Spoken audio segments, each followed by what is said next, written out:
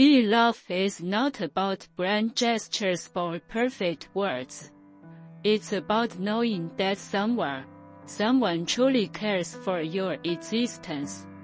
That's enough. That's happiness in its purest form. Taoist love is like water, soft yet powerful, quiet yet endless. It doesn't demand, it doesn't cling.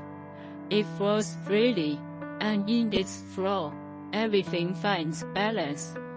Happiness is not in perfection, but in presence. When someone loves you genuinely, even with flaws, even with silence, that is already enough reason to smile. To be loved is to be seen by the universe. You are part of something vast and timeless. Love is the universe speaking gently through another soul.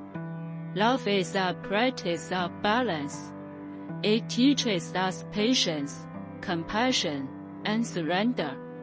Through love, we learn to love in harmony with the flow of life. Cherish the present. Every glance, every smile, every quiet presence. They are all gentle proofs that love exists here, now. You don't have to chase it, prove it, or hold onto it tightly. Just feel it, appreciate it, and let it flow naturally, peacefully, freely.